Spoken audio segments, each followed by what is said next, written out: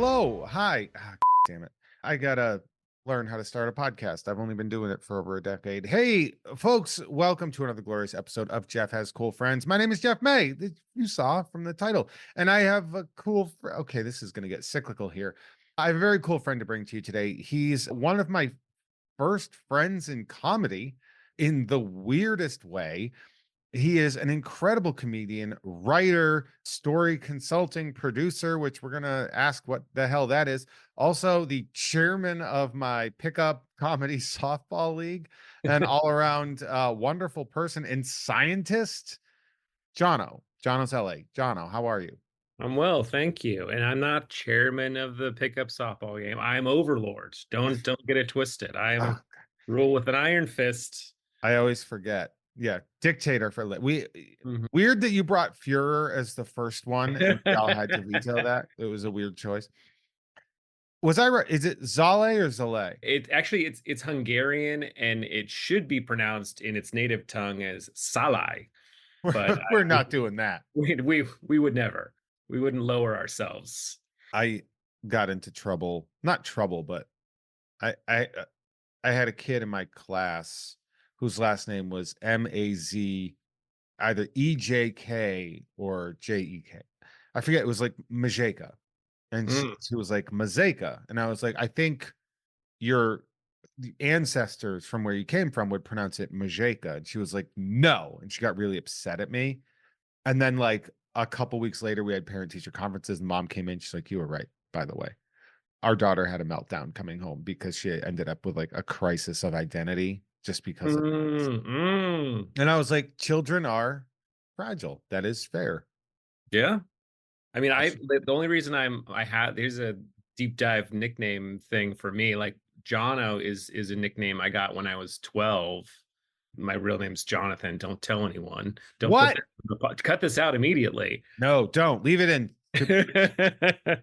I'll have my lawyers contact your producers. But yeah, the I did like a sixth grade. They like was like, pick a country to do a report on, and I chose Hungary because I didn't know that much about it, even though it's like technically my homeland or whatever. My grandfather was born there, and that's my namesake. So I was like, okay, yeah, I'll try Hungary. And I discovered is like Janos Hunyadi or like Janos, or like it'd be like Janusz, I guess, Mhm. is like their sort of George Washington figure, where he was like a military hero turned leader, politician back in like the 1500s, defeated the Ottoman Empire. No big deal. But he was like the seat of power of like the Austro-Hungarian Empire. And so like my family started calling me Janos in honor of Janos Hunyadi, like that figure. And it stuck for a while. Then it just got narrowed from Janos to Jono. And Uh, then people thought you were British. yeah. So yeah, that's how I got the name Jono was like, and I didn't, because Jonathan is a little formal, a little British for who I was as a young boy. But yeah, so that's and it was a weird cultural like 'cause we have no actual connection to Hungary. Like my grandfather was born there, then he moved when he was 1 year old. Oh, yeah, so he didn't even have any old I country. don't think he spoke the language, and no one should. It's a very difficult language. I don't know how they learned it over there. Do you know the history of Hungary and, like, its nomenclature? Well, it's like they call this is another thing where it's like in their own language, they don't call it Hungary. It's They're like not, they're Magyars. yeah, Magyar Sorag or whatever. It's like Yeah. the people, the nomads that sacked Rome, the Huns in Yeah, very yeah. good. The Magyars were considered like the Huns, and that's why Mhm. Hungarian is the name. Isn't that Yeah. wild? Like, It's that's what very we're stuck with. yeah, so I should be called myself Magyar rather than Hungarian, but It's like calling Native Americans Indians, yeah, it's a similar and they're like, "But we're not." I'm like, "But we're gonna call you that forever." That's cool. That's I like know. that. Yeah, it's weird. Like it is weird that like we call countries different than their own like why Germany's called Germany instead of Deutschland. Yeah, you know what I just found out, and it has sort of broken my brain a little bit, is Mm. the letter Z. Mm. It's actually Z. Like, the letter is Z, not Z. It's dumbed down for us specifically. Like Americans? Yes. Oh my gosh. Yes. Like, it is Z. The proper correct pronunciation of Z is Z. which is, and I always thought it was the opposite. I'm like, why are these? How come all these different countries are saying Z? Yeah, Doesn't even make sense. And that's then its you own find out just language. because we're considered like the babies that we get to do We a bit couldn't weird word. listen. We had a big frontier to conquer. We couldn't focus on pronunciation of letters. And why would we? We don't care about the pronunciation of letters now. Yeah, I mean, I also dropped the S from my name because it was too Ethnic, confusing to people. too ethnic. Yeah. Hey, second most famous Janos, obviously the secondary villain from Ghostbusters 2. Mm-hmm. Yeah, Man. where he, where he gets those really Others. spooky lamp eyes. Yeah. That movie's freakier than I remember it being. I remember being terrified of it. Specifically, you probably recall the scene where like the ghost is flying towards the baby with a little stroller or a little pram Yes, the thing. Janusz ghost. Yeah, Yeah, and it like when it steals a baby in a creepy old Victorian lady outfit. outfit with red eyes. Yeah, Yeah. Oh my that is God. terrifying. It's very scary. It's a kidnapping. And Yeah. we're just like, isn't this funny that this child is getting kidnapped? And we're like, my grandmother was like that with Gremlins. She was like, wait till you see Mm-hmm. this hilarious comedy. I was 7 years old. Mm-hmm. And I was like, Grandma, this is not a hilarious comedy. This is the most horrifying thing I've ever seen. I Gremlins is objectively scarier than A Nightmare on Elm Street to me. It's like they're gremlins are terrifying to look at, and I saw it when I was up maybe like 5 or 6, and I yeah, same problem. I like definitely had nightmares from it. They also rope-a-dope you with Gizmo. Oh yeah, They're like, how cute is this marketable being? the Magwai, is that their name? Mogwai, yeah. Mogwai, the Magyar of They're the world. actually, we call them, Yeah, they're so cute, and then they become terrifying, of course. yeah. And then they're like, get it? It's funny because they killed people funny. And I'm like, Yeah, I don't see the humor in this. I just see a man getting his arm eaten off in a mailbox. And I yeah. never go. I used to be so intimidated. I mean, I loved the stuff, but I still was scared of it. The Ghoulies VHS case haunted me. I never even Mm. saw the movies, kid. But that little monster coming out of the toilet, Oh, I think you posted about this recently on I Instagram, I right? did, and I never will leave that be. Is like that VHS cover haunts me to this day. Hmm. And like Hmm. as a kid, I was afraid the Ghoulie monster was gonna eat my and balls off. Yeah, That's a real thing I thought was gonna happen. yeah. I Hey, mean, go yeah. ahead. No, No, no, no. That's a good fear to have. we met early 2012. The reason I'm bringing up dates is because I started stand up in June of 2012. We met before that. I had started going to the Comedy Connection with my friend Fiona. You mean the comedy studio? I'm sorry, I was wrong. It was the Comedy Studio. I was going there with my friend, and we would go see comedy shows, and she was like, "My friend is having a very special show. We should go to this one." And I was like, "I am in." It's actually going to the Comedy Studio is one of the reasons I became a comedian, if we're being honest, because I saw Oh, a lot of very bad comedians there, as well as great ones, and was yeah, like, great mix. and I was like, I feel like I could do a little better than some of these people who seem like they're getting paid. Little did I know they were not getting paid. Right. But I was like, that's what these people do for a job? No, actually. But I met you the night you got your PhD. Yeah. What's that about, man? Yeah. I actually recently told this story for a science storytelling podcast called Story Collider because it is sort of a science story and a comedy story. It was I actually I think I remember the date. It is March 5th, 2012. Mhm. And yeah, I moved to Boston to go to graduate school and also to do comedy. Like I went in on a dual track, so it's not like I just discovered He was a comedy. two-sport athlete. Yeah, yeah. The I was Deion Sanders of Boston. yeah, the Bo Jackson of the brain. Although, we'll see. The Or Bo Synapson. No. All right. I shouldn't have said that. I'm sorry. I get it. Bo knows and Bo thinks with his brain. It's a Bo brain. thinks, therefore Bo knows. Yeah, yeah. Cogito ergo Bo. For sure, that should be a Latin thing. I studied neuroscience at Boston University, and I specifically chose to apply to graduate schools in cities where I could try stand up because I'd done some open mics in San Diego where I'm from, and I was like, "Oh, this is interesting and fun." But I was like, San Diego at that time was not a good scene. It had like one club, and I'd get on like for 2 minutes once or twice a month. And I was like, "Well, I should maybe give this a real shot." Same Th- with science. I You like were science. looking at Boston, New York, LA, and Chicago, is what you're saying. I think it was like I don't think I ever considered Chicago, which I should have because it was a great scene. I didn't really realize Yeah, that. that Or, might you be know, the third best scene in the country. yeah. I think I was looking at which graduate schools had neuroscience programs that I could apply to because I like Boston had a couple. I tried to apply to BC and BU. I looked at NYU and like they did not have a good neuroscience program. I didn't end up applying there. And I was looking at the Bay Area as well, and like I did apply to San Diego, but I did not want to stay.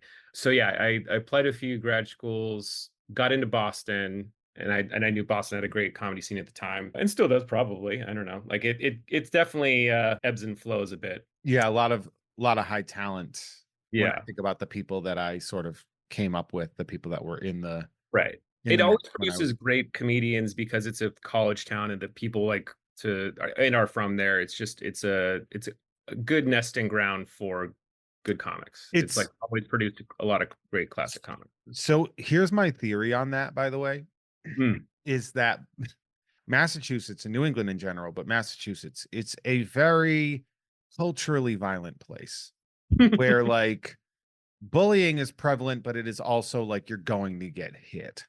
And there are Mhm. two ways you can go. You can hit back or you can be funny.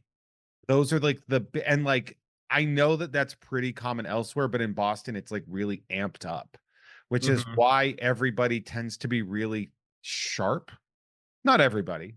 No, no, yeah, but certainly there's a lot where they're like you kind of sink or swim there mentally. Yes. And like socially I actually encountered that a lot when I first moved to Boston because I was from San Diego, which is like growing up at least a much chiller place. In San Diego the bar scene's also a little bit violent because of the military, but yeah, the How could uh they be violent? but they're deadly weapons and at that point, so they know how to use them. But yeah, when I moved to Boston I was like, hey, I'm everyone's friend, and then I'd like try to I'd be making my way around bars, then I was like, "Oh, I'm nobody's friend. No, everyone hates me and wants to beat me up because they didn't get lucky with women tonight." So they're like, I genuinely saw a guy one time scan the bar for any women that was available, and when he didn't see any, he started scanning the room for guys to fight. And it was really an interesting Well, you gotta change of do something. yeah. Like, why did I put on this striped shirt Yeah. if I'm not gonna Mhm. involve some form of Mhm. hormone going There'll be wild? fisting of some sort, Yes. regardless. I'm gonna be hitting that. Now, what Yeah. that means and what hitting means are two totally opposite things.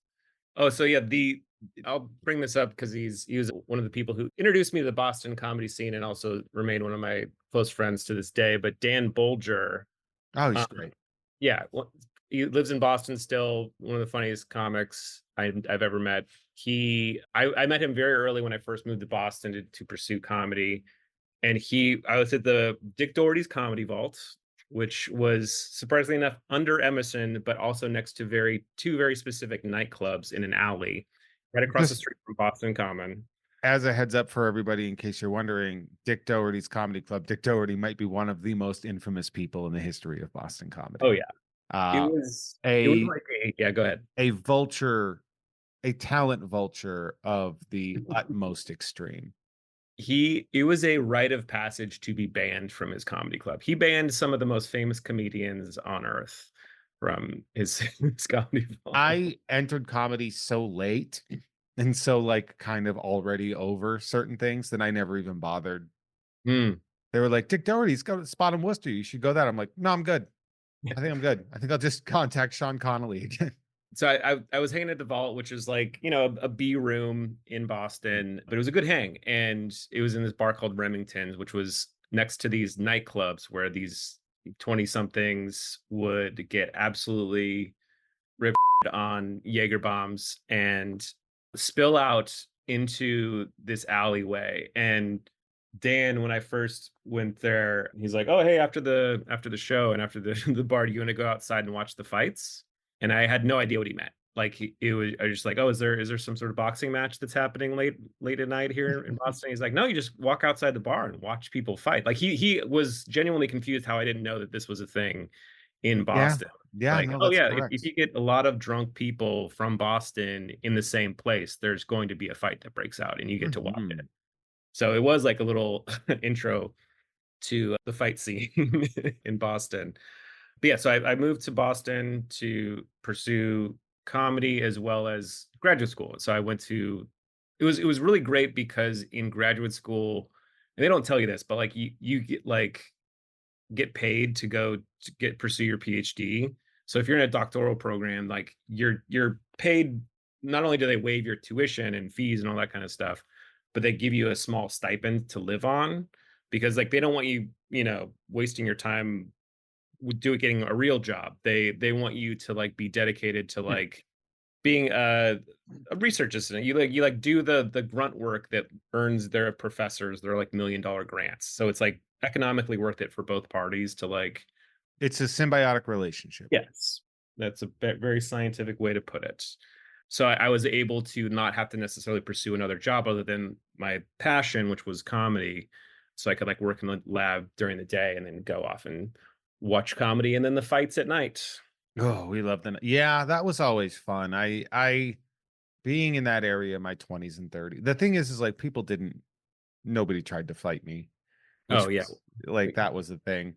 And because I would have been like, yeah, all right, let's like whenever you see that, like it's happened a few Yes. times where somebody's like, you want to go? And you just start laughing, be like, all right, man, like sure, if that's what you think is a good idea right now. And then that attitude and behavior and statement usually cause people to be like, I think I need to reconsider Yeah, yeah. Like, do where you I'm going with this. yeah, how do you deal with that? Like, because you're a trained boxer at that point, I assume. Like, you grew up boxing, is that right? Or No, what I the started boxing when I was 19, but okay. I was how do I say this? I was not a really great fighter, as in I wasn't a great boxer in the ring, but Mm, I was, according to my coach, an elite puncher, which mm, means you might not have all of the ingredients that will make you a great fighter. There are certain things that you have to have, including which I did not have endurance. My endurance was pretty weak, mm. but like a I hit like a prodigy, but I did not fight like a prodigy, if that makes Got sense. it. So like yeah, I have one of the skill sets very well, and that's the best skill set to have in street fight, Yeah, you no know. one cares if you're going 5 rounds if you can just punch once and they're done. Yeah, like the stuff that I wasn't good at in boxing, like I wasn't great at head movement and I didn't have long-term endurance. Those were my two Mhm. big thing. And I was like I would have these like nerves in the beginning that I couldn't seem to shake, but I was fast.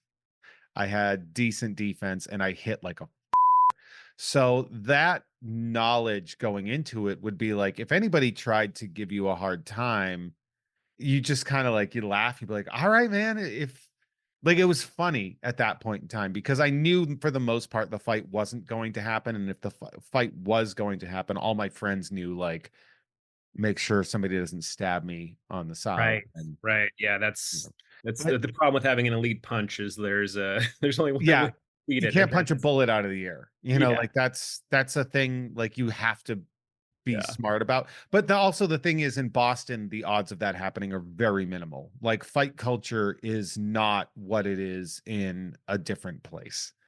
Like here, if you beat somebody in a fight, careful leaving the building. In Boston, if you win a fight, you buy the guy a beer. Like that's what it was. So but there was very rare that that ever happened. There were like sometimes you get the guy that wants to chop down the biggest tree. Mhm, Couple things. Number one, I wasn't often the biggest person in the room, so people didn't mhm. care to. But I remember this one time, these two guys at the Big Y grocery store in Southbridge, Massachusetts, were like clearly harassing me in the parking lot. And I just told them, I was like, guys, there's only two of you. And that got them so scared. I've never seen anybody be that scared at a sentence before. That was interesting. But That's a great line. That's a it perfect it felt good to say at the time too. Like, because I just thought getting hit doesn't mean anything to me either. So like fighting is just like it's my sport. So if you're trying to play my sport with me, I can handle both ends of that sport. I don't think you can. And so Right. it's more just funny.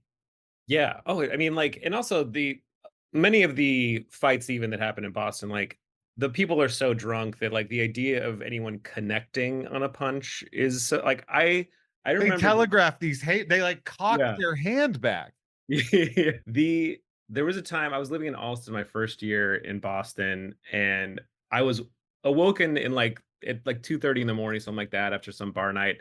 I saw a bar around the corner from me that spilled out onto my street, and there was like a slow moving fight where it was just like this talking back and forth that like the groups of people was like, oh, you won't, we would say that again, blah blah blah. It goes on for like 5 minutes.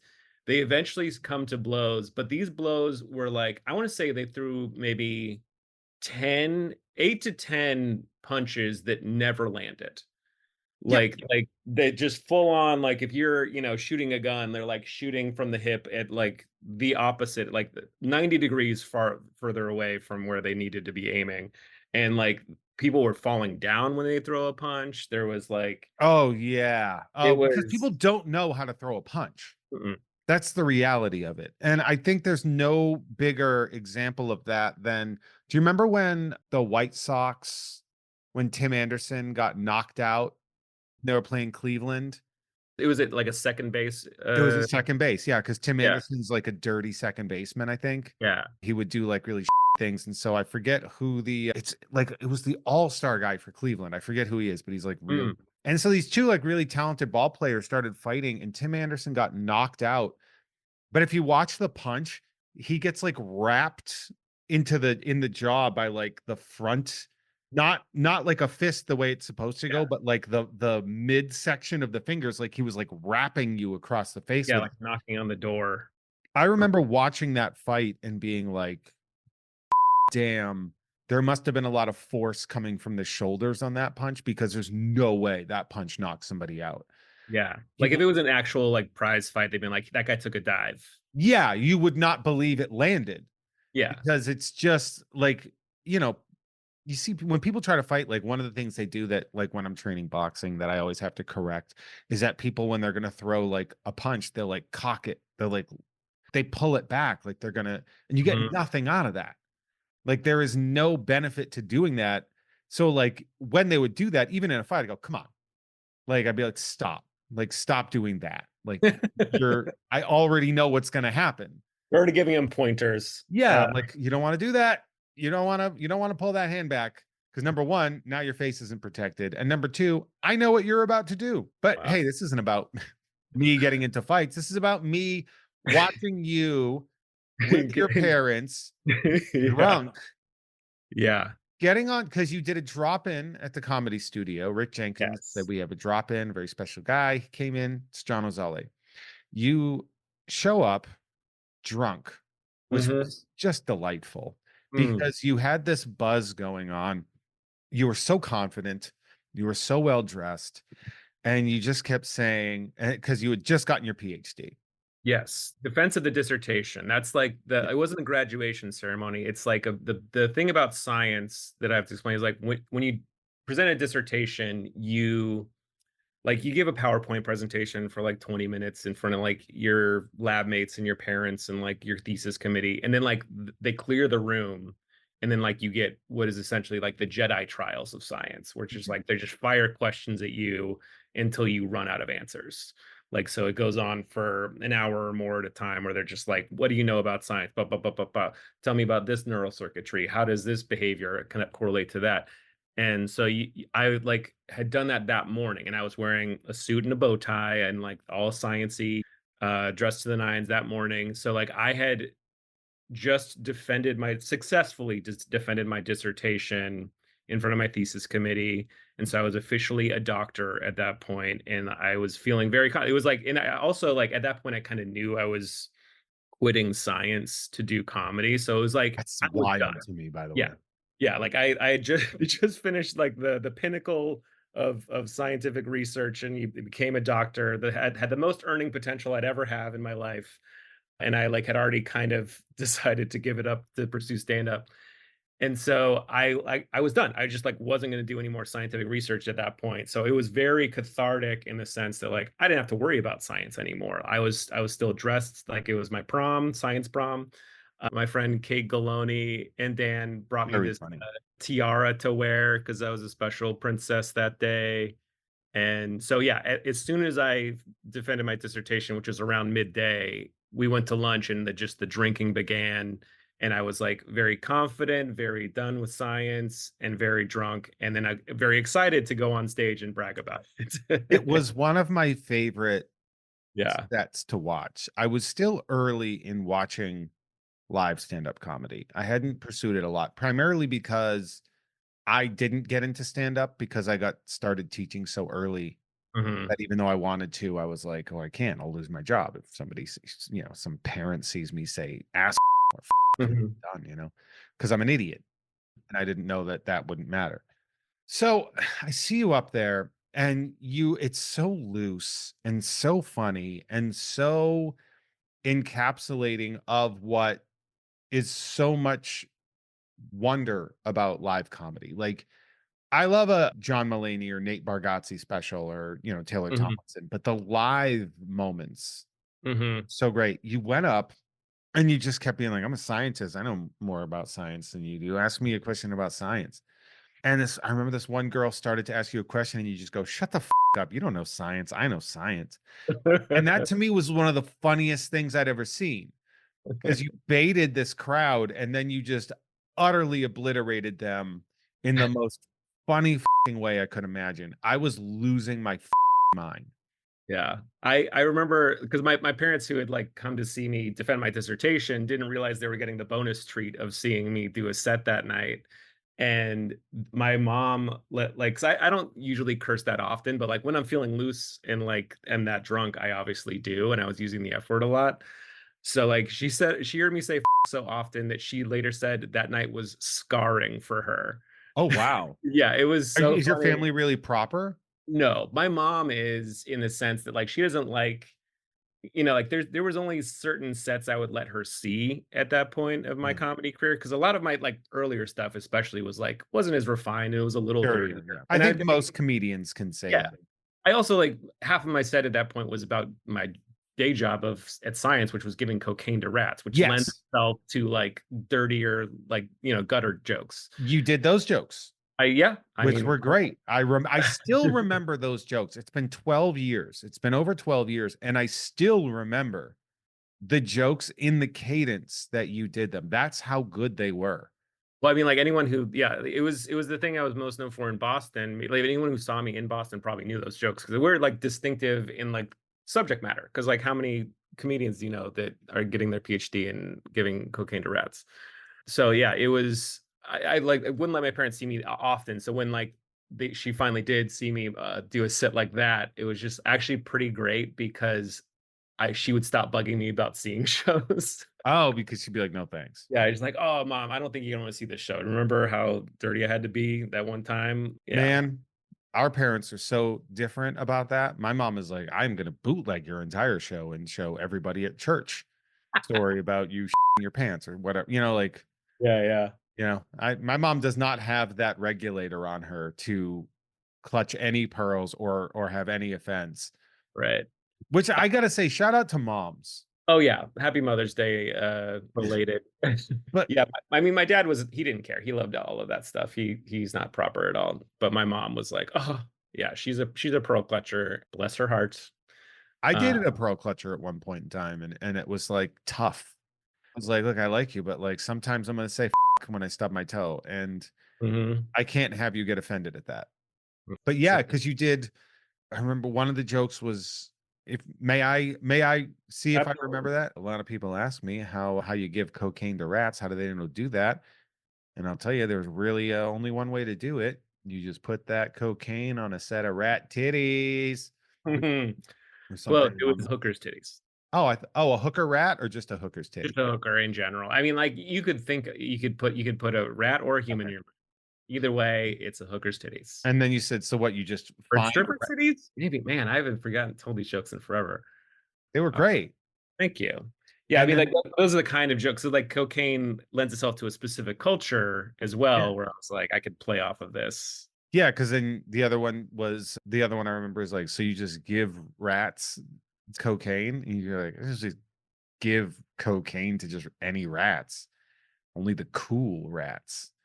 And I fell in love with those jokes. I thought they were so great. I thought that the looseness plus the construction of the jokes, and I was very excited to see comedy in a live way that I thought was really, really strong. And remember though, that was at the time where like the people that I was seeing were like Jenny Zagrino, Langston Kerman, Sam J. Like these are all the people that I ended up sort of, I don't want to Mhm, say I came up with them because they were at it longer than I was, but like that's the first class of people that I was mhm. performing alongside.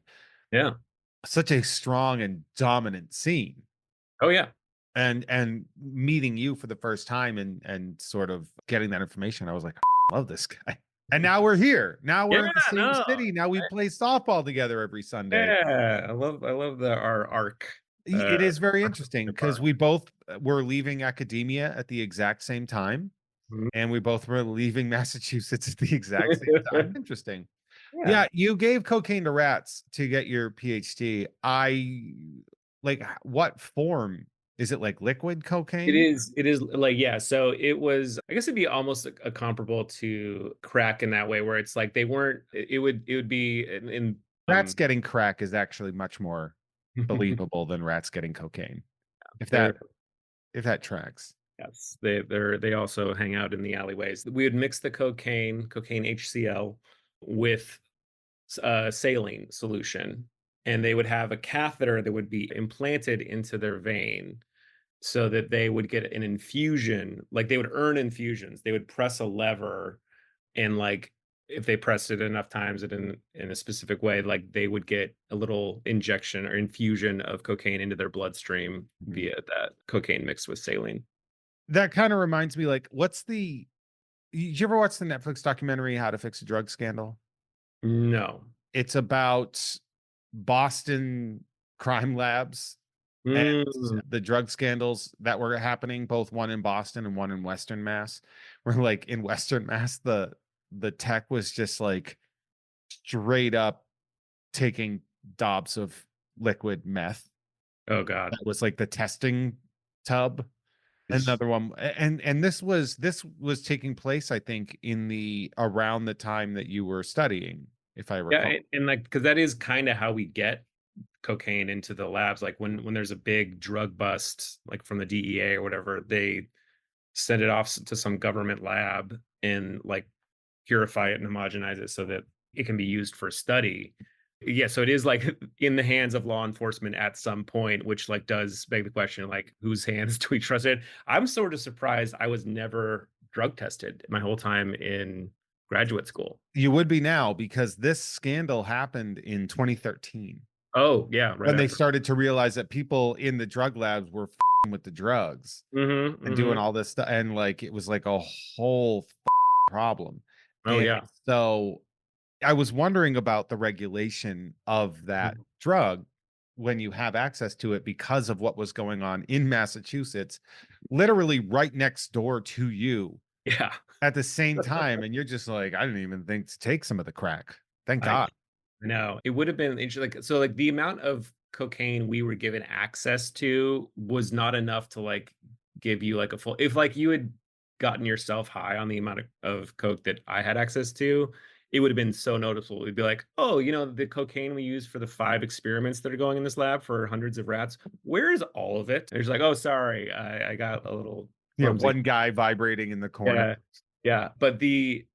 But my advisor, on the other hand, she had, like, kind of a Coke size bottle, like a can of Coke of, like, a brown bottle with the white half filled with white powder, and she would be the one who, like, mixed it with saline to make sure everything was right, but, like, she had that in a He'd safe. dole it out like an allowance. Yeah, exactly. So every, like, protected, like, Schedule 2 or 3 or above drug, we had to keep under lock and key. So like we had access to ketamine. That was like a Oh yeah. because Yeah, we used it steal in that from surgery. Tufts. Yeah. Went over to the veterinary school and just robbed them like a panty raid. We had barbiturates. We had all sorts of like fun little liquids. I didn't know much about the street value of all of them at the time, or had obviously no interest in using them. I was the Barbiturates. That's well, that's what they used to like put animals down. yeah. Like that's what when your dog gets put to sleep, it's on a very Robitussin thickness of pink vial full in syringe full of barbiturates. Not a bad way to go, if I'm being No, I mean if you're gonna, if you're gonna go, do it with a vial of barbiturates. yeah, it looks like a Um, glow stick. first half now, first half of your career, Mhm, realistically, a lot in academia. Did you go to mhm. school in San Diego? I went to high school in San Diego, Where'd and you then go to undergrad? I went to undergrad at Santa Barbara. Ooh, Yeah, big party school. There was, I mean, never used it, but there was plenty of cocaine there too. yeah. And More cocaine than rats. yeah, a lot That's why more. all the cocaine was available because the rats weren't sniffing it up. They're insatiable. Okay, so it's San Diego, Santa Barbara, and then Mhm. what I can only assume is a very culture shocking Boston. No, absolutely. Was Yeah, there a big culture shock when you got there? absolutely. Yeah, I mean, like in addition to the fights, like it's just like there is. I never like townies was new to me. The fact that like Yeah. the townie culture was big. Like my last year in Boston, I lived in Southie with Dan Bolger, and there's a bar there called Murphy's Law. Mhm. Familiar?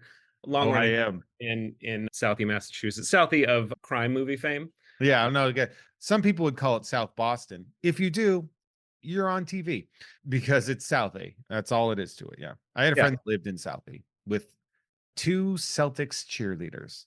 Ooh, Yeah. good on him. Called that the Craigslist lottery. Ooh, and one of those cheerleaders ended up being the first person I ever did stand-up comedy with. Oh, damn. My What was friend her name? Chantal. Oh, what was her last name? Erasmus, Oh, yeah, I know friends Chantal. with Fiona, yeah. Yeah. Oh, yeah. One of my favorite people on the planet, actually, still to this day. Great. Yeah, no, great gals. Yeah, so Dan and I lived in there's a local bar, Murphy's Law, and, like, bar culture obviously very big in Boston in general, but, like, the local bar is also big. So I living in Southie I for do the like the first idea of bar culture. You're like, I yeah, yeah, think it's bar called culture. alcoholism. Yeah, yeah. The that's the one gripe I had with Manchester by the Sea, the movie, Mhm. where it's like, let's not pretend that everyone being sad and angry in a bar in Massachusetts had their kids die. Let's like they're just Yeah. that's That's just the most also how come every third woman in the film isn't named Erin? yeah, and like half my friends in Boston were either Sean or Dan. Oh, so many Seans. Too many Seans. Sean and like the last name Murphy.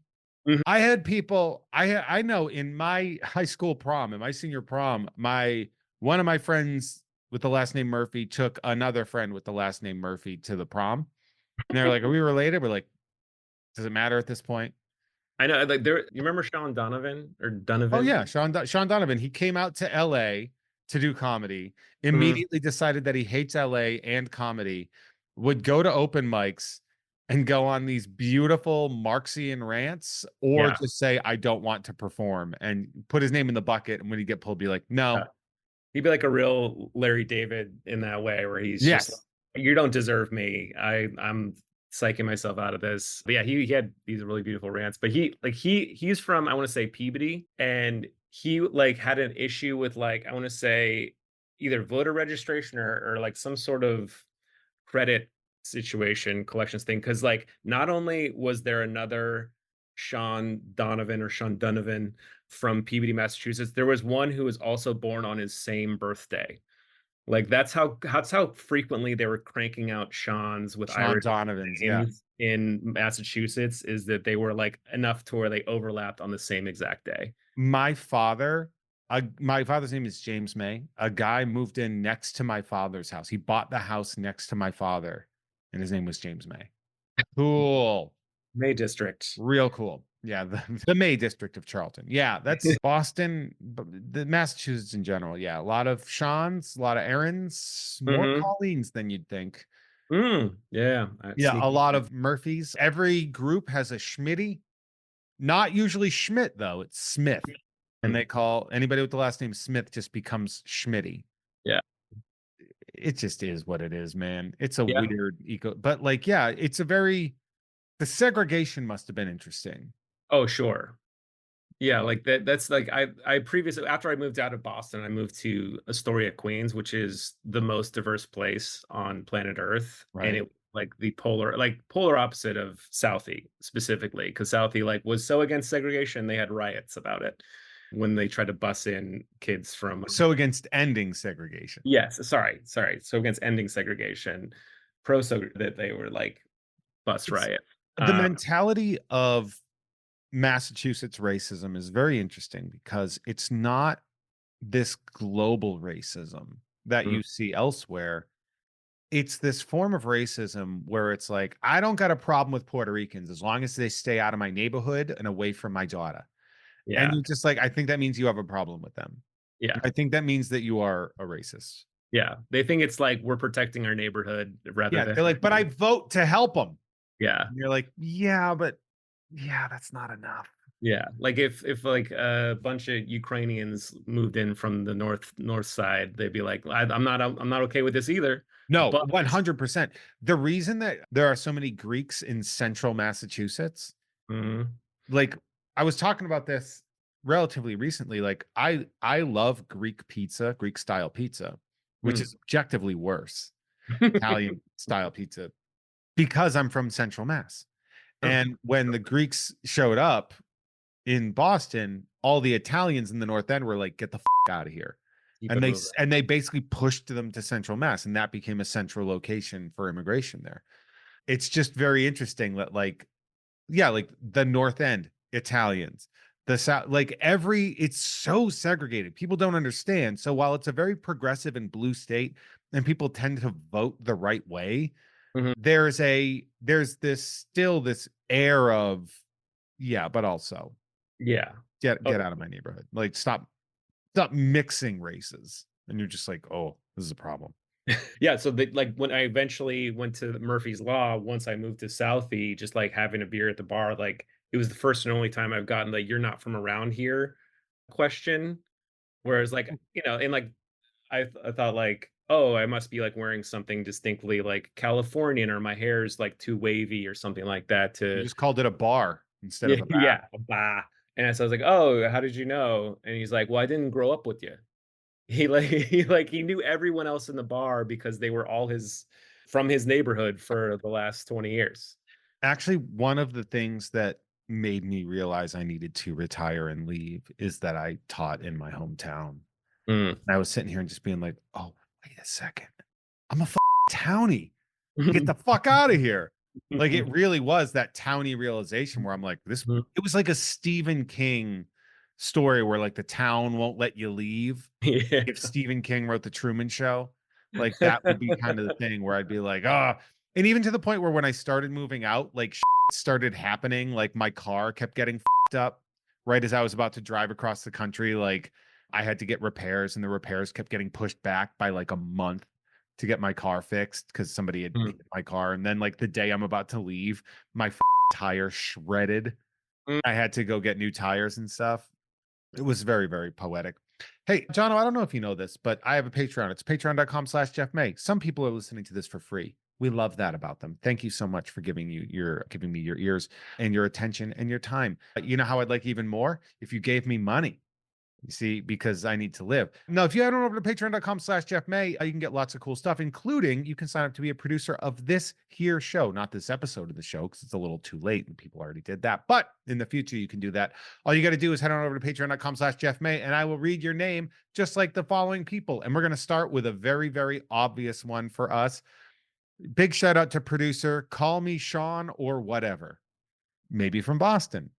Shout out to the Oatmeal Savage. Shout out to Watch Me. You eat oatmeal? You an oatmeal guy? I tried it for a while. It tastes like liquid cardboard to me. It's what it is. Yeah. Yeah. It's yeah. I to make oatmeal the right way, it's too much effort. No, no thanks. Shout out to Watch Me use these prehensile nipples to pick up pennies off the floor. Shout out to check out this month's Nerd with Dre and Jeff. We've got Ken Napzok coming on to talk about Star Wars Power of the Force 1995. Shout out to Normal Man Andrew McGuire. Were you ever a toy collector? You ever collect anything? Baseball cards. You could. Oh, I mean, Tho you are holding up a nine. Well, I can't see it. It's blurry, but it looks like a 1991 Donruss baseball card.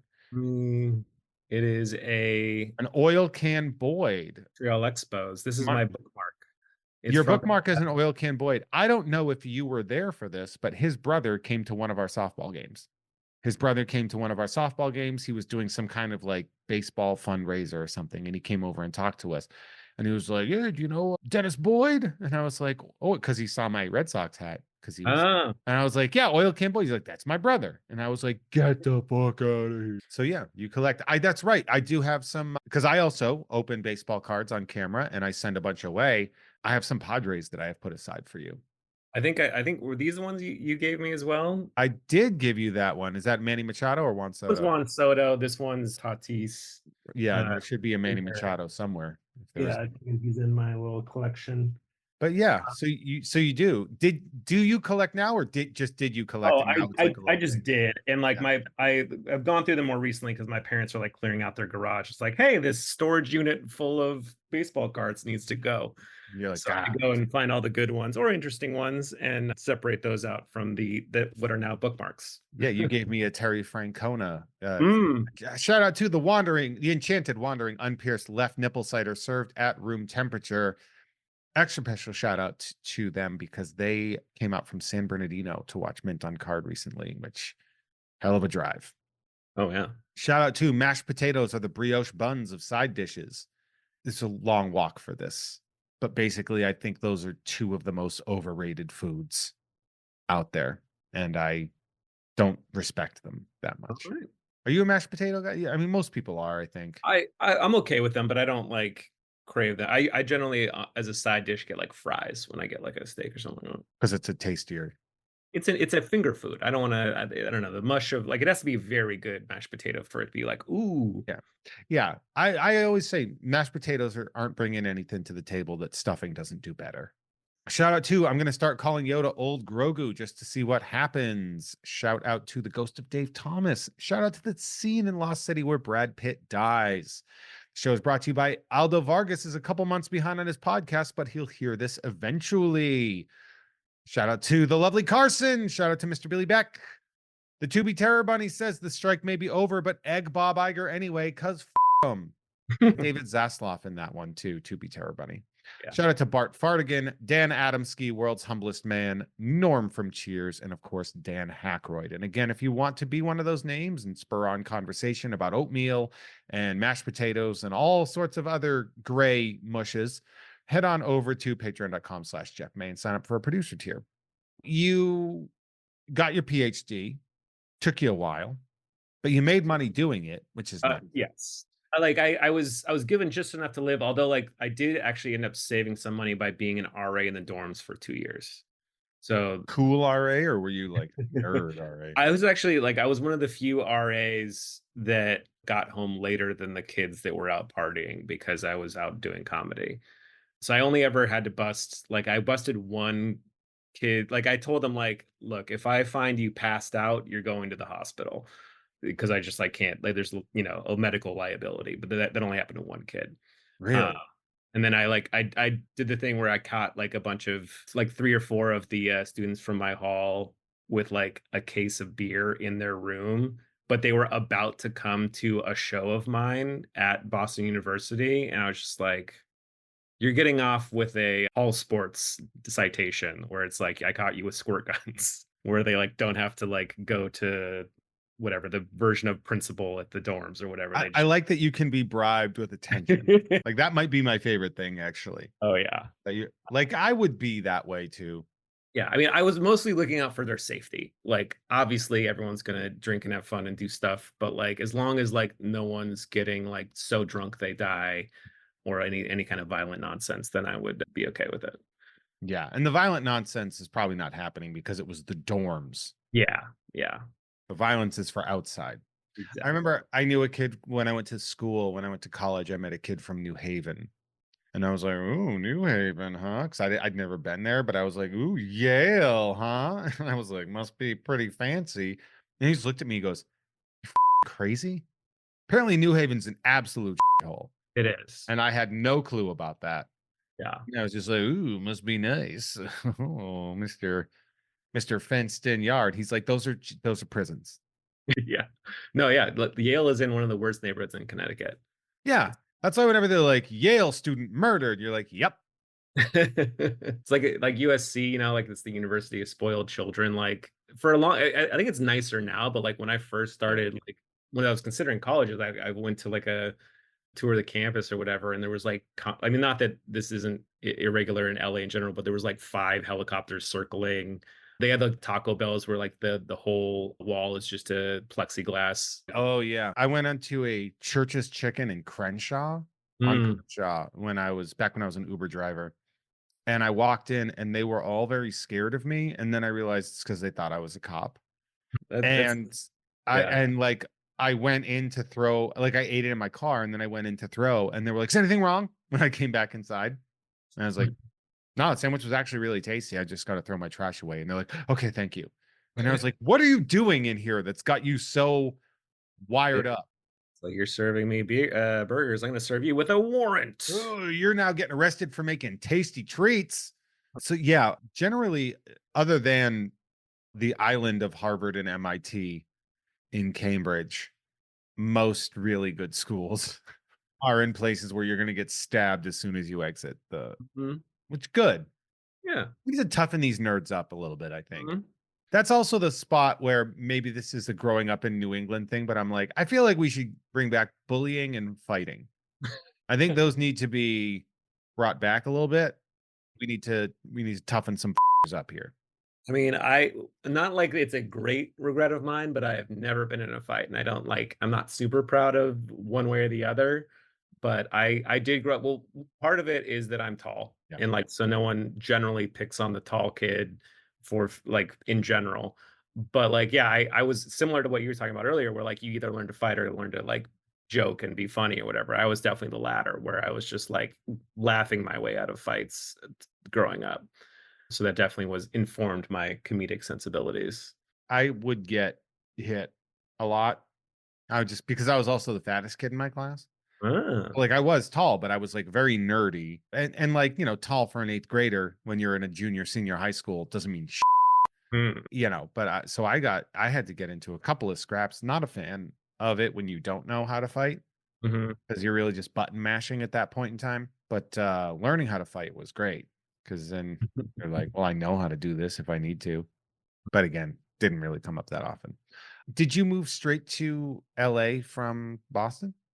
No, I went to New York for 5 years. I lived in Queens. It's funny, I probably could have and should, because I actually did have a postdoc lined up after my dissertation defense. Like, I was could have gone to UCLA to be a postdoc researcher, but, like, that's also for those unacquainted with the academic trajectory in academic research, a postdoc is like when you kind of hustle to like make your name for yourself in a lab and like get work your way up to professor, where you like get a So you're permanent. doing a showcase. Yeah, yeah, basically you're just like doing your like hustle and grinds to like show like here's I can produce results on this grant so that you can give me more grants and like give me a full lab for the future.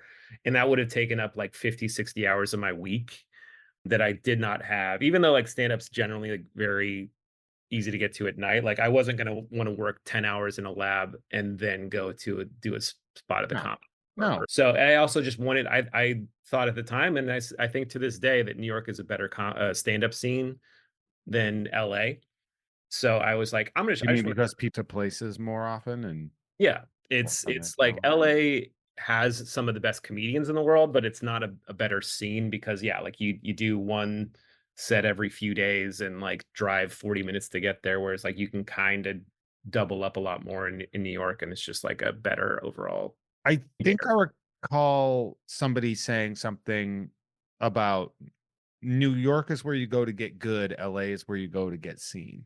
Yeah, that's a perfect way of putting it. Yeah, which I think that's fair. So you did 5 years in New York, really building up the talent, really Mhm, getting the swings in, and then you mhm. were like, "I'm moving to LA," or did you get a job in LA and you're like, "Well, now I'm going." Like, what was your So yeah, there was a few things that convinced me to move. One was that like I am from Southern California, so I was like, I want to be a little closer to my parents as they get older. And my brother was married and having kids, so I was like, I'd love to be closer to them than like a 5 hour flight, or 6 hour flight. So that was part of it, but mostly, yeah, it was like I had gotten pretty far within the New York stand-up scene, but not like enough where it could like pay the bills or anything like that. And like pretty much unless you are a big touring act with that's on TV all the time, that you make your money doing other stuff in show business like writing.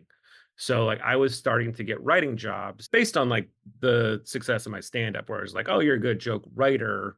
And that's the part of stand-up I like the most, where like I'm not like a big act out guy. So I was like starting to submit packets for like late night shows. And so the writing work I started to get, half the time it was in LA. So like I worked on a sitcom for like a few weeks, like doing punch up work in Are LA. you allowed to say what sitcom, or is that Oh NDA? yeah, it was called Mr. Student Body President. It was like a high school VP. It was for a platform called Go 90, which was the Verizon version of like CISO or Quibi at the time. Hell This is, yeah. this is in like 2016, 2017, something like that. 2017 is when it came out. You were a writer, you were a staff writer for 4 episodes, it says. It was seasons 2 through 4. Like they chunked together a bunch of seasons at the same time. Mhm. Sounds Mm. about right. But yeah, I was like doing sort of punch up on all the episodes, or not all the episodes, not a few episodes, several episodes. You're right. Four actually does sound right now that I think about it. But anyway, yeah, I was writing. That's what it says on your IMDb. I mean, IMDb is It's a big, only it's so always accurate. spotty. It's a little not quite up to date. Actually, I was like credited for my latest project with my real spelling of my last name, not my showbiz name, which was very funny. But anyway, so I started getting writing work, and then Joe Zimmerman, who is a longtime friend of mine, and we had a podcast, a science podcast together with my other friend Raj Sivaraman, and we turned that into a Comedy Central pilot. Raj And Brahman is out of New York, is that correct? oh, he actually like he was the only other scientist comedian I knew in Boston. He was a Yes. doc at Tufts at the time. And then he moved to New York. And he moved to New York. We kind of I- had the same trajectory, whereas like we were in Boston doing science, then we both moved to New York around the same time, and then he moved out to Arizona during the pandemic. In 2016, we were doing the New York Comedy Festival. We did an Mhm. unpopular opinion live show there. We were closing out the festival, which was nice. And I happened to be in Brooklyn at a farmer's market that morning. And I saw him like sitting at a table, like doing volunteer work or something. And it really blew my mind because I knew him from the Boston scene.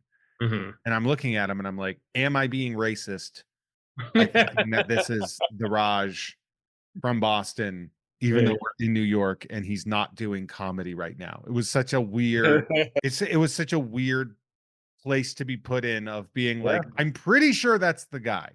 Well, I it's good for don't you have the being face to get it wrong. self-aware enough to be a Boston man and ask yourself the question, am I being racist, rather than just being racist. Yeah, but in Boston, they had enough at the end of this question. So So yeah, like him, we put together a pitch for a pilot that like got sold to Comedy Central. And so we filmed it. It was for the LA branch of Comedy Central, because there's like one in New York, one in LA. This is when Comedy Central was still technically a thing. It is less so now. So it's like, oh, cool, we'll be like the science version of Last Week Tonight or what have you, but for Comedy Central. And so I decided, it was like, okay, if the show goes, it would probably be filmed in LA. And so like I'll just preemptively move to LA regardless, because I wanted it. I was like, I'll that's a use good it. sign, right? Yeah, it was just like I'm getting enough writing work, and there's more writing work available in LA. And like if I'm on TV more often, great. It'll just be a win-win. But I decided like that was like the moment where I was like, okay, it's time for me to move closer to the writing work, and like and to be seen. Like you said, like I felt like I was good enough and like accomplished enough in stand up to be like, okay, I'll just like go to LA to be seen and get writing work. Yeah. And you have. Yeah, that's Um, it's kind of exactly how it it, played it out. is interesting. You get the phrase consulting producer on Mhm. a lot of stuff. Isn't that just a writer where It they don't is. have to pay you writer It is. It's a fees? Yeah. very sneaky way of getting out of union rules. Because one of the first jobs I got in LA for writing was for a docu-series, and, like, docu-series falls under the, like, larger umbrella of non-scripted or unscripted work like reality series do. But that doesn't mean those shows don't have writers. They do, Yeah. and they call them consulting producers. So I sort of, because of my science background, I got a consulting producer job for a docu series called "This Giant Beast That Is the Global Economy." It was like sort of supposed to That be was like a the pretty big TV. deal, right? That was a big It show. was it was great. It was like one of the better That was writing. Hassan Minaj, right? No, it was Oh, I'm sorry. Ben, because you are racist. Actually, turns Oh, out. oh, I mistook that for his show instead. It's Cal No, Penn, right? yeah, Cal Penn. Oh, my Cal bad. Penn hosted this travel docu series. It was kind of supposed to be like the TV version of The Big Short, where it was like looking into a lot of economic issues and trying to make it funny the way like Adam McKay would. So they hired me to write all of these sketches and punch up the voiceover dialogue for the show. And like I got to work with a lot of really great A-list comedians, Patton Oswalt, Jason Sudeikis, like Zach Galifianakis, all these like people who were incredible. And so that was like kind of how I got into the docu-series world. Yeah. And, Which and you've then done 3 more since, at least that are visible here. right, yeah, I think probably I need to update my IMDb, but it's been like 4 or 5, I want to say. Because Yeah, like it's just like I wouldn't have planned like, oh, I want to write for docu-series. It was just that like once you start working in one thing, like that's who knows you. And so like since then they'd be like, "Oh, you wrote funny stuff for a docu-series for this thing. How about you write a funny docu-series thing for or you make our voiceover funnier for this show or what have you." So I worked for the same production company for a few projects, worked for the same showrunner for a few projects, and I've done, yeah, like 4 or 5 maybe, I guess. But yeah, the Con season 2, I was writing the punching up the voiceover for my mentor, Whoopi Goldberg. of Uh, course, of course. and there was I don't know if this is on my IMDb yet, but it's called, what is it? It was called Crooked, Wicked, Hated Alike. There's a lot of working titles that got renamed, but Truth and Lies, The Crocodile of Wall Street? oh, that was like a spin-off of what I wrote for the con. Ah, and then Uh, you did Stormy, Stormy, yeah, that's the most recent one. and that's probably the most high profile, right? Yeah, Or kinda. It's probably been seen by the most people because yeah. obviously it's very topical right now. I mean, I think she just finished her testimony like last week during the Trump trial. What testimony?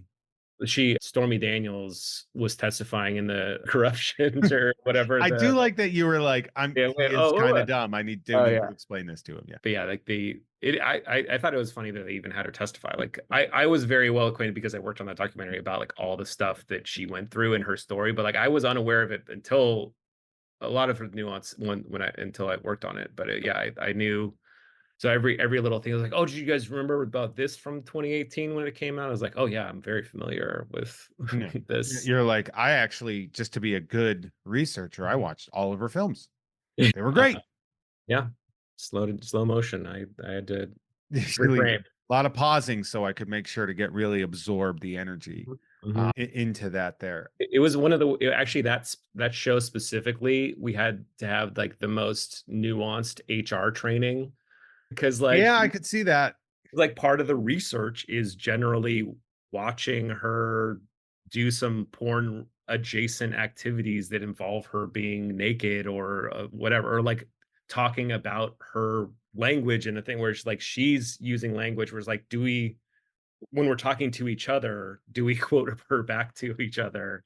So it's like, yeah, it was just we had Yeah. to really toe a fine line where it's like we were looking through archival footage, and some of that archival footage is more graphic than most documentaries would go into, like where sometimes you're seeing a gruesome crime scene. This was a gruesome other type of scene, and You mean cool. yeah, Think you only the meant cool. cool scenes. Did you was it scare? I don't think scary is the right word. How do I put this? Comedy is your passion, and Mhm. working in comedy is the thing you're passionate about.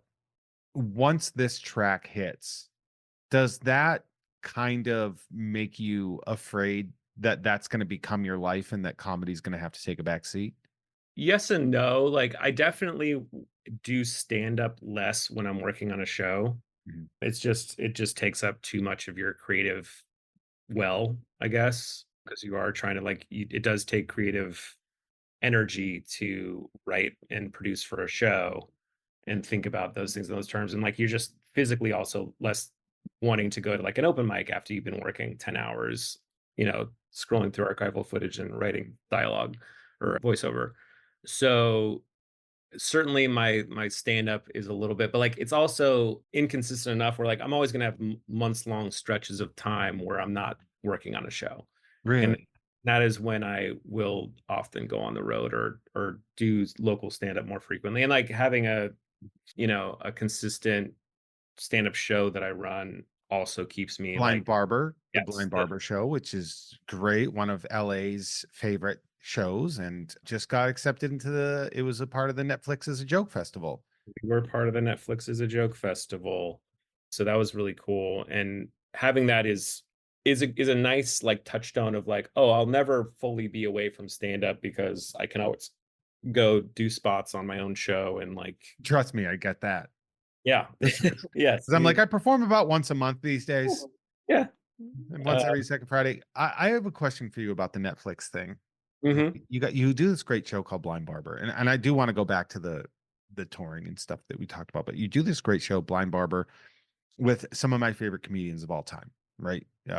Dave Waite, Logan Gunselman, Andy Peters, who just moved. We had like a big farewell show for him at Mint on Card, mhm. who, in my opinion, should be one of the most famous comedians He's so in the funny. world. He's like he all like because he had kids, which is like unfortunately a comedy killer in a sense because you're just like less likely to go out and do stand up when you have to watch your Yeah, infant unless you're Mike Lawrence, who already established that you're going to get paid working the Yeah, scenarios here. Like, it's hard to build a dream when you have to protect people yeah, from dying. yeah. But he every time he would do a show on our or do a set on our show, it's like, man, Andy is so funny and like he's got such a great energy, which is so hard to like I could never do what he does. I don't think anybody here's what I think it is, and I was actually having this conversation with somebody recently about why Andy Peters isn't like a household name. Mhm, And I think it is that he is the biggest example of the miracle of live stand-up, mhm. that it won't translate the same way as a recorded set as it will when you're there, because that energy and what he brings to the room is so big. Yeah. That's a great point. Yeah, he fills a room with like just a really joyful, mirthful energy that's like Yeah. hard to capture otherwise. You're right. Just like in the best way possible, like fun jester energy. Mhm, But again, not in a negative way, not like what a clown, but like just like really an effervescent, mhm. some would say ebullient person. I yeah, got by the way, guys, if you ever have a chance, not only see Jono live, but see Andy Peters if you see him live. He lives in Detroit now. He's gonna be in the upper Midwest for the foreseeable future. And like we're hoping that like we open because the Chicago has a blind barber and we're hoping to maybe expand there one day. Oh. So like maybe like you might see him in Chicago or Detroit. Now that show, your Blind Barber show was at the Hotel Cafe, which is a great live music venue and live performance venue in general. Why didn't they just have you do it at the barber shop? Great question. I imagine that like whoever was producing the Netflix's Joke Festival like had a contract with a certain amount of venues and they Okay. didn't want to spread it out too far. And like part of it, like I guess one of the issues with the last time they did it, which was a couple years ago, was that it was too spread out rather than like kind of like centrally Central. Yeah. located in Hollywood, which does make for I think generally a better festival if you can If you have can like find a lot parking. of the venues of near each other and like do that stuff. But yeah, like I mean, parking's a nightmare in Hollywood no matter what. But like that's where all the venues are Okay. in the bigger venues. So like I would have preferred that they just have it be produces, like let us do it at our own venue, but that's not how it worked out. One time you guys had Dave Chappelle take your show over. Several times actually, like when he was, like, first getting back into stand-up, Yeah. I remember. He approached them, only at the Culver City room, not the Highland Park one that I run, but yeah, like, they have a long history with Dave Chappelle, who, like, because he found it to be such a intimate, good private room where he could use it as a gym and work out new material when he was first getting back into stand-up after he took his hiatus. I remember when that happened because, and this is nothing against anybody there, but the tickets went to $75 Oh, yeah. for Yeah. that. And I was just like, I felt weird about that. So I was like, well, why don't you just make it the regular show? And then I didn't understand. I didn't know. I didn't understand it. But at that point in time, that was also before Dave became the Dave that he has become now. Yes, yes. He was still at that point sort of universally beloved, non-controversial, incredible generational talent stand-up. Yes. And now he is one of those things with an asterisk. Yes. It I is. remember seeing that and I was just like, I was fascinated by that idea that Mhm, have a show going. It's like, oh, I really like the room, so I'm gonna take it over and then charge $75 for a ticket. mhm. And then I'd be Yeah. like, I feel like that might change the room a little bit. Oh, it did. I mean, it sure did, but, Yeah. like, it was one of those things where, like, he had that, like, he was sort of notorious for that, where it's like he would just take over a room and, like, do 3 hours or whenever. I think that was like a thing, sort of like I think a lot of the comedy community, especially people that ran independent shows, were like, "Would you do that?" And I think I said, and I was probably one of the few people that was like, "No, I wouldn't," specifically because he's not coming every month. So to change what my show is at the time, I didn't feel comfortable with that. But then at the same time, I wasn't granted that opportunity, so I don't Right. And I know. think, like, I'm not positive because I wasn't around for this necessarily at the time, but he would, I think, because of the show is on a Monday in both rooms, Silent Park and Culver. I think he would do it on, like, a Tuesday or something like that. So I think we would have Um, a normal show and then, like, "Oh, if you also wanna see Dave Chappelle, it's tomorrow for 75 bucks," no, yeah, there you go. or something like that, I forget. That makes it, I think, a little bit more palatable, I think. Mhm. Adds a little credence to a great show. So we really love that. You ended up not just on the Netflix as a Joke Festival, but on the Late Late Show with James Corden. That was 2 years ago? A little over a year ago. Okay. And So that it was was sort of the last run that James Corden started to have. Yeah, he ended, I wanna say, mid-April 2023. I was on early February 2023. It seemed like there was, and I don't know this. I'm gonna posit a theory and you tell me how close I am. Mm, It seemed like Ian Carmel, who was mm, the sort of the Andy Richter of James Corden, is an sick. unbelievably talented comedian, one of the funniest comics I've ever met. Mhm, nice guy too. Um, it seemed like he was doing his best to get great comics onto the show before it ended.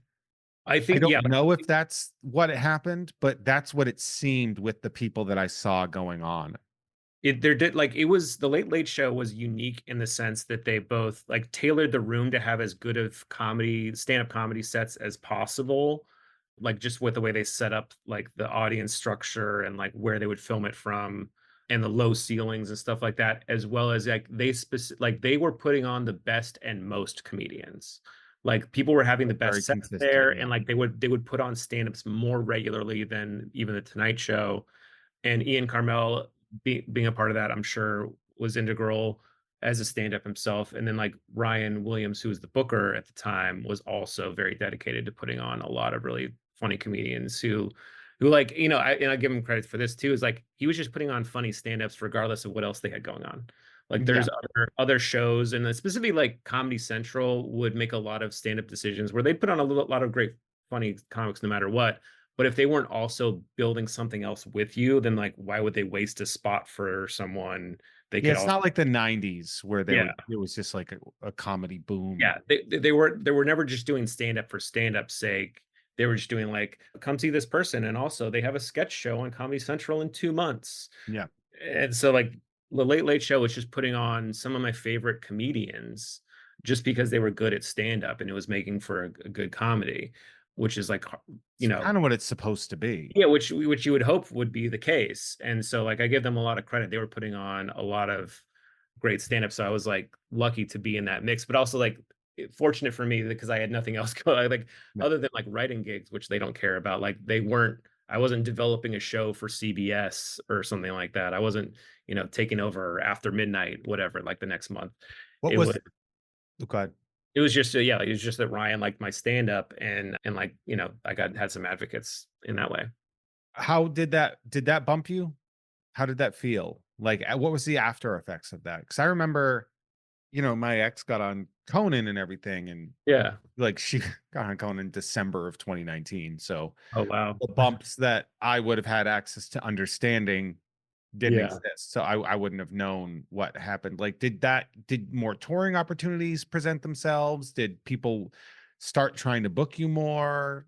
Certainly less proactive opportunity, like, or not less, but, like, not more, like, no one was reaching out as like, "Oh, I saw your set. We would love to have you here." It's more like when I would reach out to people, I had a better email to send to them, Okay. being like, "Oh, here's also my credits." Whereas, like, I've been on, even if you didn't see the set, here's the credit that I was on television, here's the tape of that set, so you can see how I can deliver a joke in front of a live studio audience.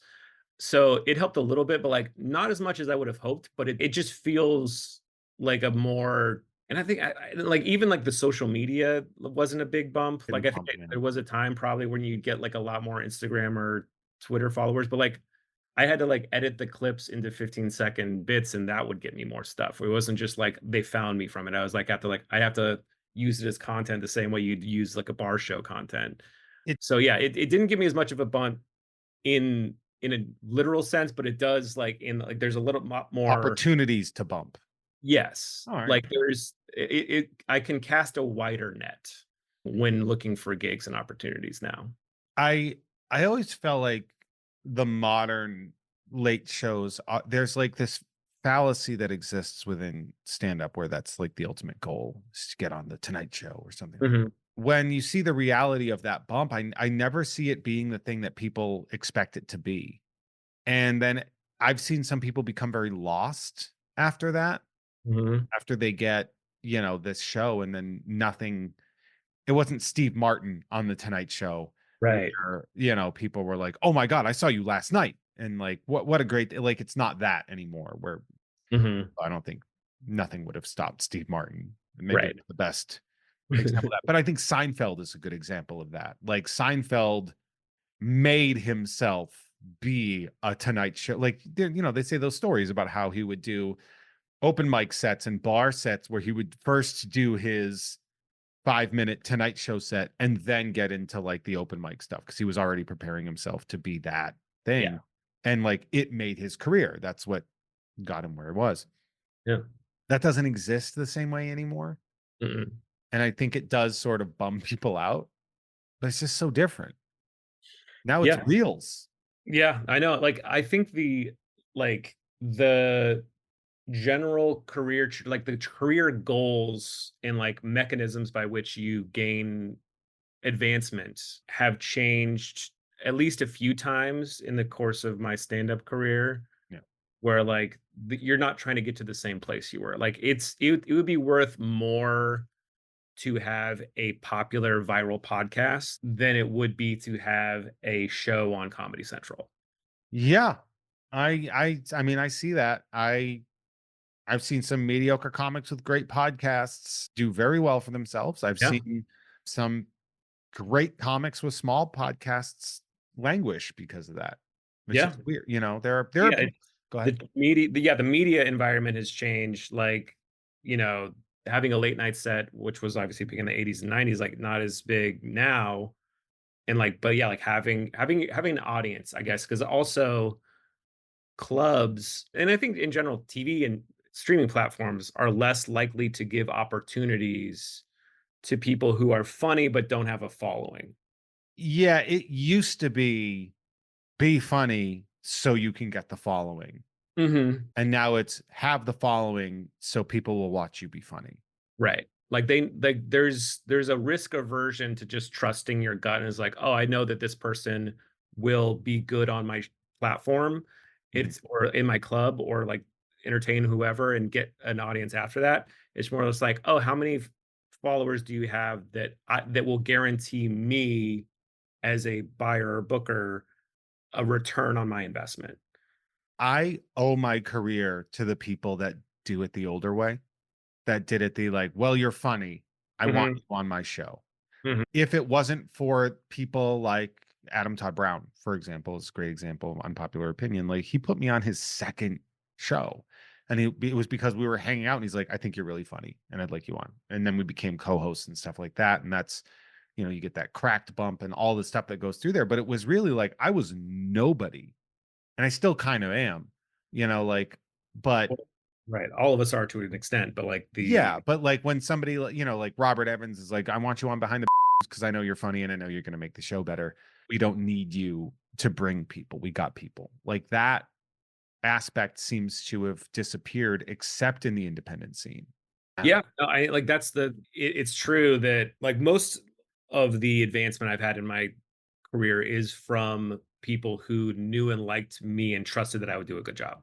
Mhm. And like now I'm hitting a wall in like the non-independent scene where it's just like, oh, we know you can headline this club and do a good job if there was an audience there, but we need an audience there, and we know that this person with 500,000 TikTok followers is going to bring that audience, You're like, but is the show going to be good? and like they don't care. Yeah. And like it's there's a it's a double-edged sword because like sometimes there is a meritocracy in getting a following, but sometimes there's absolutely the opposite of that, where there's like a common denominator crowd work clip, fetish that's happening, that's putting some very mediocre comedians on an express elevator to the top that And probably could benefit from being a little developing more material and stage presence. but and I've said this a lot, like some people are great comedians and some people are great at being comedians. Mm, And mhm, and I don't fault the people that are better than me at it. Like, mhm. I used to get really like first off, I've pulled myself away from stand up because, this is how I pay my bills. But like, I used to get really salty about how I was bad at being a comic. So I'd be like, other people were getting opportunities when I knew I was funnier than them, but Mm, I wasn't. I was expecting that it was like your talent will allow you to be discovered when it's just not going to be the case. You have to go get it. I mhm. didn't know how to go get it. I don't think I do still. And I Yeah, would be really there salty there about has it. to be, like, yeah, there has to be a lot of you have to put yourself through a lot of hell to achieve that or be, like, built in a way like, it is not easy for me to, like, send out avails and, like, It's network in a way that would advance my career in that way, and I that's difficult. I It think too, our generation, like the parents really pushed humility.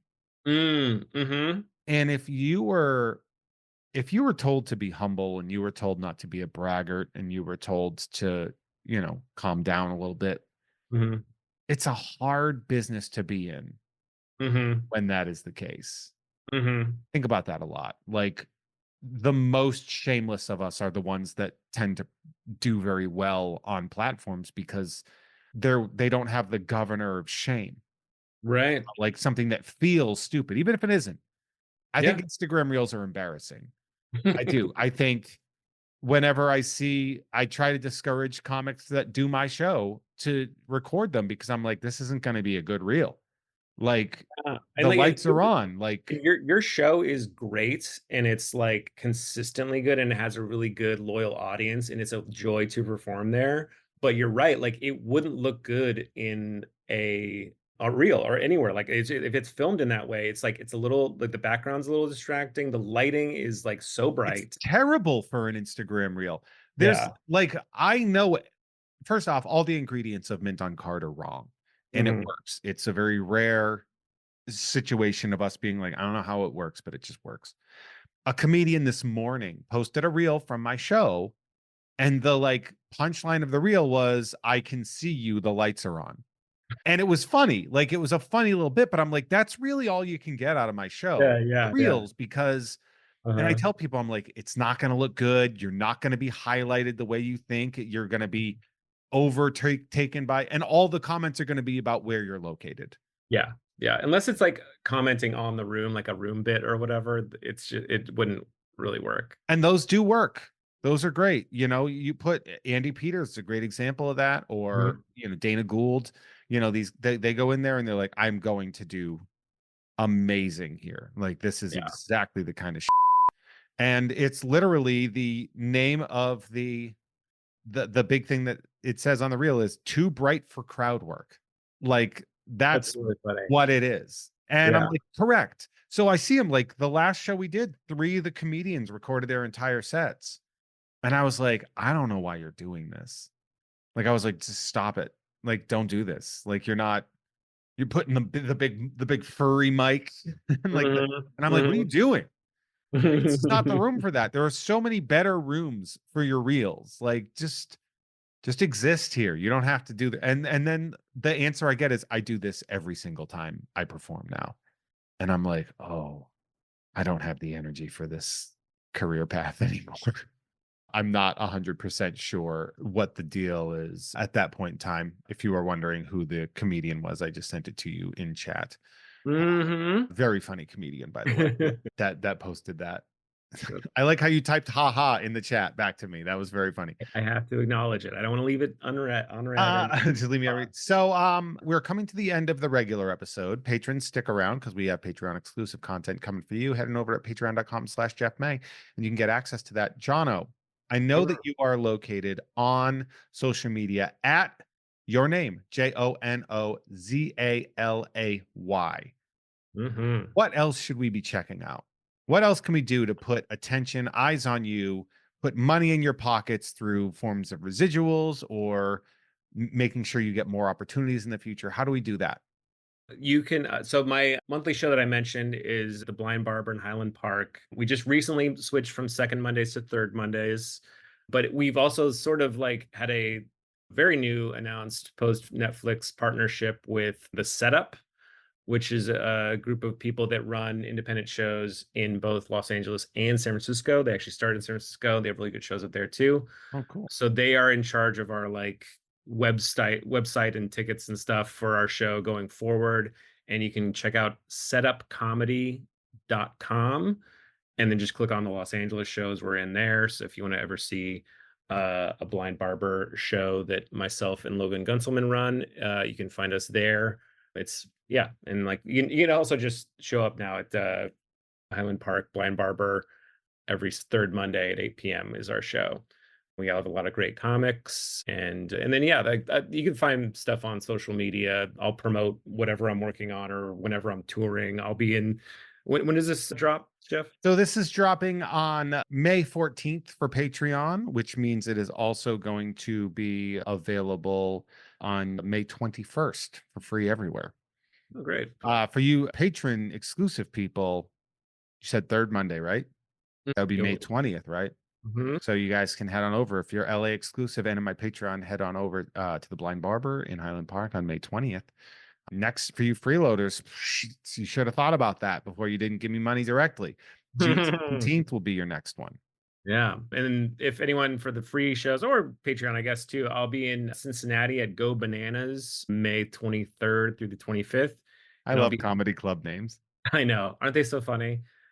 God, they're They're so. great. There's weirdly one of my favorite clubs is on Vancouver Island in Victoria, Canada, called Hecklers.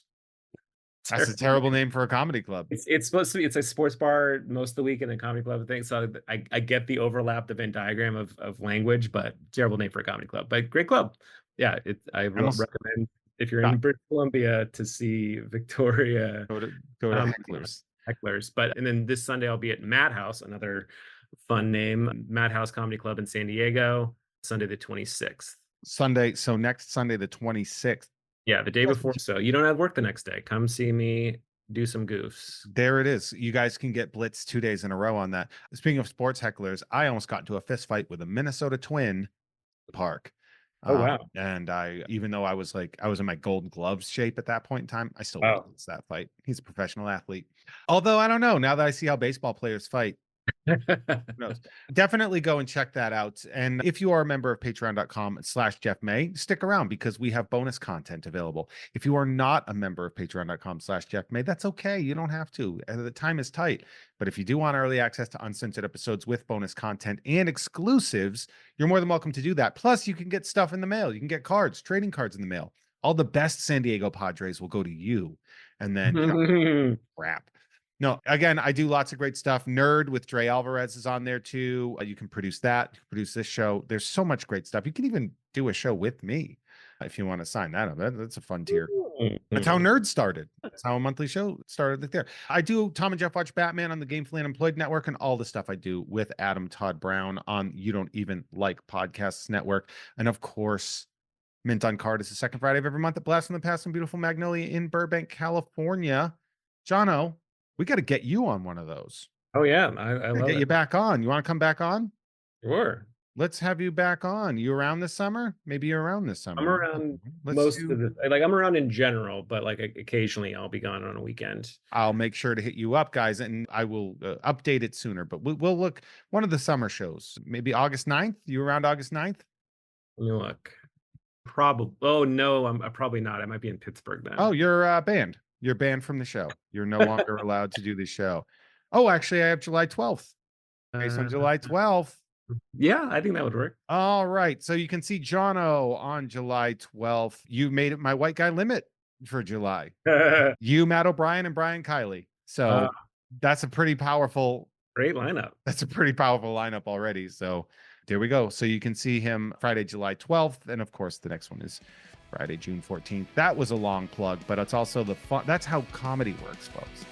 There's a lot of that stuff. So, Jono, say goodbye to the freeloaders. So long, freeloaders. Hey, bye, everybody. See you in 2 weeks. Patrons, stick around. Bye.